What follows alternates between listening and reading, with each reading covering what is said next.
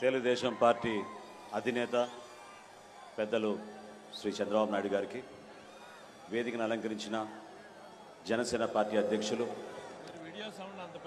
పవన్ కళ్యాణ్ గారికి, తెలుగుదేశం పార్టీ జాతీయ ప్రధాన కార్యదర్శి శ్రీ నారా లోకేష్ గారికి, అదేవిధంగా పెద్దలు బాలకృష్ణ గారికి, అచ్చెన్నాయుడు గారికి, వేదికను అలంకరించిన జనసేన పార్టీ నాయకులు, తెలుగుదేశం పార్టీ నాయకులు, ఇక్కడికి ఎంతో ఓపికతోటి అశేష ప్రజానికం లోకేష్ గారిని ఆశీర్వదించడానికి ఒక అభినందన సభనే కాకుండా రాష్ట్ర భవిష్యత్తును దృష్టిలో పెట్టుకుని ఒక రాజకీయ ప్రస్థానం చేస్తున్న ఒక యువకుడికి మీరందరూ కూడా తోడుగా నిలబడి ఈ కార్యక్రమాన్ని విజయవంతం చేసినందుకు ఇక్కడికి విచ్చేసిన ప్రజలందరికీ మనస్ఫూర్తిగా ముందుగా ధన్యవాదాలు తెలుపుకుంటున్నాను.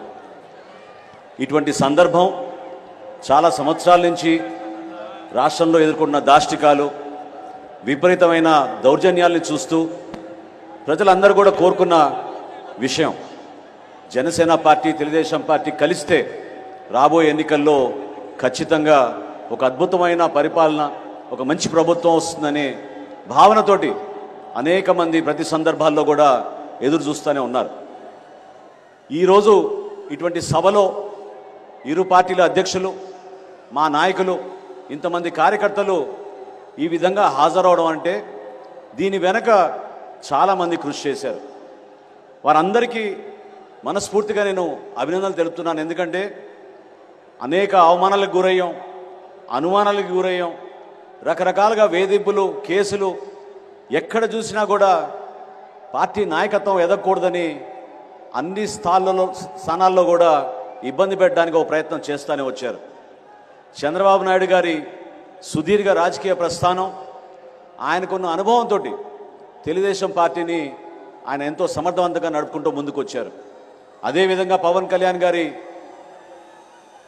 నిజాయితీ, రాజకీయాల్లో ఆయన చేస్తున్న ప్రస్థానం మన రాష్ట్రం కోసం, మన రాష్ట్ర భవిష్యత్తు కోసం, ఆ కోణంతో చూస్తే మనందరికీ ఒక మంచి ప్రభుత్వం రావాలి, రాష్ట్ర భవిష్యత్తు మారాలనే ఒక బలమైన వర్తమాన రాజకీయాల్లో ఎవరు ఊహించని విధంగా పవన్ కళ్యాణ్ గారు అడుగులు వేసుకుంటూ ముందుకు వచ్చారు. సెప్టెంబర్ 13వ తారీఖున రాజమండ్రిలో ఆ రోజు చంద్రబాబు నాయుడు గారిని కలిసినాక పవన్ కళ్యాణ్ గారు తీసుకున్న నిర్ణయం ఆ రోజు రాష్ట్రంలో సంచలనంగా మారింది. అనేక ప్రాంతాల నుంచి ప్రజలందరూ కూడా హర్షించడమే కాకుండా కష్టకాలంలో రెండు పార్టీలు కలిసినప్పుడు అక్కడ ఎదుర్కోవాల్సిన సమస్యలను కూడా అధిగమించుకుంటూ ఇంత దూరం మన ప్రస్థానం చేయగలిగాం. ఈరోజు మనందరం నేర్చుకోవాల్సింది, చూసి మనందరం అర్థం చేసుకోవాల్సింది, ఏ విధంగా కష్టపడి ఒక కార్యకర్తగా లోకేష్ గారు తెలుగుదేశం పార్టీ తరఫున నిలబడ్డారో. ఈరోజు ఈ సభ, ఈ సందర్భంగా నేను మీకు తెలుపుకుంటున్నాను. మొట్టమొదటిసారి ఆహ్వానం వచ్చినప్పుడు పవన్ కళ్యాణ్ గారి అభిప్రాయం ఏముండిందంటే లోకేష్ గారి నాయకత్వం పెంచాలి, ఆయన వరకే ఈ సభని, ఆయనే ముఖ్యమైన అతిథిగా ఉంటే ఈ సభకి గౌరవం దక్కుతుంది, ఆ సభకి కేవలం మనం వెళ్ళడం వలన పూర్తిగా మనం సంబంధించినట్టు కాదనే భావన వ్యక్తపరిచినప్పుడు నేను లోకేష్ గారికి తెలిపితే ఆయనలో ఉన్న స్పందించే మనస్తత్వం చూసి పవన్ కళ్యాణ్ గారు కూడా నిజంగానే చాలా ఇంప్రెస్ అయ్యారు. లోకేష్ గారు అన్న మాట ఏంటంటే, నా పాదయాత్ర ముగింపు సందర్భంగా చేస్తున్న సభ కాదు ఇది, జనసేన పార్టీ తెలుగుదేశం పార్టీ కలిసి మొట్టమొదటిసారి ఒక అద్భుతమైన విజయం సాధించే విధంగా ఒక చక్కటి సభను ఏర్పాటు చేసుకున్నప్పుడు దానికి ఖచ్చితంగా పవన్ కళ్యాణ్ గారు రావాలి, అవసరమైతే నేను అడుగు వెనకేస్తా తప్ప పవన్ కళ్యాణ్ గారిని ముందుని నడిపించే విధంగా మన అందరం కూడా ముందుకెళ్దామని చెప్పి ఆ రోజు ఆయన తీసుకున్న నిర్ణయాన్ని నేను మనస్ఫూర్తిగా అభినందిస్తున్నాను. రాబోయే రోజుల్లో కూడా ఈ అవినీతి ప్రభుత్వం ఏ విధంగా యువతకు నిరాశ కలిగించిందో, ఏ విధంగా యువతకును అంధకారాన్ని రెంటిందో మీ అందరూ తెలుసు. ఇక్కడి నుంచి కొంత దూరంలోనే రణస్థలంలో జనవరి మాసంలో జనసేన పార్టీ తరఫున మేము యువశక్తి కార్యక్రమం ఏర్పాటు చేశాం. ఆ రోజు యువతలో ఉన్న ఆందోళన, ఎందుకు మేము వలసలకు పోవాలి మా ఉద్యోగాల కోసం, ఎందుకు దూర ప్రాంతాలకి మేము మా గ్రామాలు వదిలేసి, మా తల్లిదండ్రులను వదిలేసి మేము ఇంత కష్టాలు పడాలనేది పదే పదే చెప్పుకుంటూ వచ్చినప్పుడు చాలా ఆశ్చర్యం కలిగించింది, ఇబ్బంది కలిగించింది.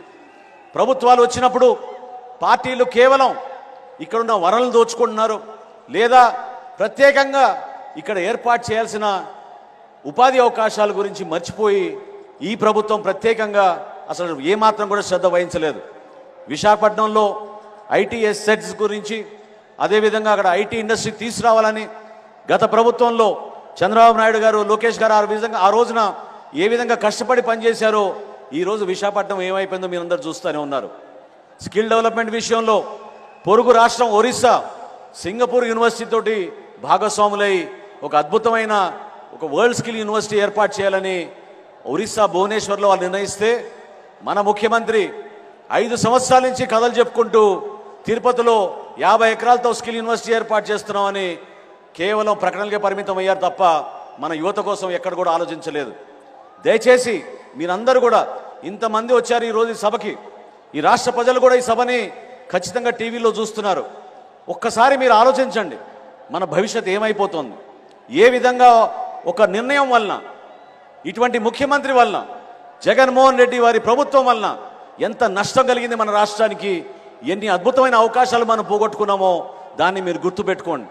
ఒక్కసారి మీరు ఆలోచించాల్సింది ఆ ఒక్క ఛాన్స్ అని ఏ రోజైతే మీరు అందరూ స్పందించారో ఆ రోజున ఎంత పొరపాటు జరిగిపోయిందనేది మీరందరూ కూడా గుర్తుపెట్టుకోవాలి. రాష్ట్రాన్ని మనం అద్భుతంగా ముందుకు తీసుకెళ్ళాలి.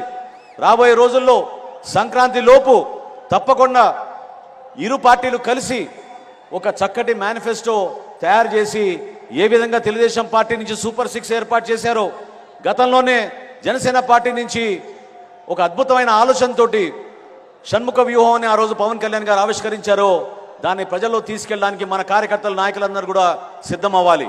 ప్రతి ఇంటికి వెళ్ళి ఏ విధంగా యువతకు మన ఉపాధి అవకాశాలు కల్పించడానికి సిద్ధమయ్యామో, ఏ విధంగా మనం వాళ్ళ కాళ్ళపైన వాళ్ళు నిలబడి 10 లక్షల రూపాయల ఆర్థిక సాయంతో చక్కటి పరిశ్రమలు ఏర్పాటు చేసుకోగలుగుతారో, ఏ విధంగా ప్రతి నియోజకవర్గంలో ఒక గ్రోత్ సెంటర్ తీసుకురాగలుగుతామో దాన్ని మీరందరూ కూడా దృష్టి పెట్టుకోవాలని పదే చెప్పుకుంటూ, రాబోయే రోజుల్లో దయచేసి మీరందరూ కూడా ఇంత సుదీర్ఘమైన ప్రస్థానం బహుశా రాజకీయాల్లో ఎవరు చేసి ఉండరు. చంద్రబాబు నాయుడు గారు పడిన కష్టాలు, ఆయన ఎదుర్కొన్న సమస్యలు, ఆయనకున్న అనుభవాన్ని పవన్ కళ్యాణ్ గారి ఈ కొత్త ఉత్తేజాన్ని, ఈ నాయకత్వాన్ని కూడా కలుపుకుని రాష్ట్రానికి మంచి రోజులు తీసుకురావాలి. ఖచ్చితంగా ఒక అద్భుతమైన ప్రభుత్వాన్ని మనం స్థాపించబోతున్నాం. రాష్ట్ర ప్రజలకి ఓ చక్కటి సంకేతం ఈరోజు ఈ ఉభయ పార్టీలు కలిసి ఇంత అద్భుతమైన కార్యక్రమంలో మనం పాల్గొనడం ఒక గొప్ప కార్యక్రమంగా మనం భావించడమే కాకుండా మరొక్కసారి లోకేష్ గారిని ఆయన ఈ 3000 కిలోమీటర్ల పాదయాత్రలో 262 రోజులు ఆయన చేసిన ఈ ప్రస్థానంలో ఎన్నో లక్షల మంది కలిశారు, ఎంతో ఓపికగా ఆయన చేశారు. మీకు వచ్చిన నాలెడ్జ్ని, విజ్డమ్ని ఖచ్చితంగా రాబోయే రోజుల్లో మన రాష్ట్రంలో మన ప్రజలకి అంకిత భావంతో మీరు పనిచేస్తారని, భవిష్యత్తులో జనసేన పార్టీ, తెలుగుదేశం పార్టీ కలిసి ఒక అద్భుతమైన ప్రభుత్వాన్ని ఏర్పాటు చేసి ప్రజలకి అంకిత భావంతో పనిచేస్తామని ఈ సందర్భంగా మరొకసారి మీ అందరికీ తెలుపుకుంటూ, జనసేన పార్టీ తరఫున ఏ విధంగా తెలుగుదేశం పార్టీకి అండగా నిలబడ్డామో రాబోయే రోజుల్లో కూడా అదే విధంగా మనందరం కలిసి పనిచేసుకుని ప్రతి నియోజకవర్గంలో, ప్రతి మండలంలో, ప్రతి జిల్లాలో కూడా మన నాయకత్వాన్ని మనం పెంచుకునే విధంగా, ఈ ప్రభుత్వాన్ని ఇంటికి పంపించే విధంగా మీరందరూ కూడా కృషి చేస్తారని కోరుకుంటూ, ఇంత చక్కటి అవకాశం కల్పించినందుకు ప్రతి ఒక్కరికి మనస్ఫూర్తిగా నేను అభినందిస్తూ, ఈ కలయిక రాష్ట్ర భవిష్యత్తుని దృష్టిలో పెట్టుకుని చేసిన కలయిక, దాన్ని మీరందరూ కూడా ఆశీర్వదిస్తారని, రాబోయే రోజుల్లో తెలుగుదేశం పార్టీ, జనసేన పార్టీ ఐక్యత ఖచ్చితంగా వర్ధిల్లాలని చెప్పి మనస్ఫూర్తిగా కోరుకుంటూ సెలవు తీసుకుంటున్నాను. ధన్యవాదాలు.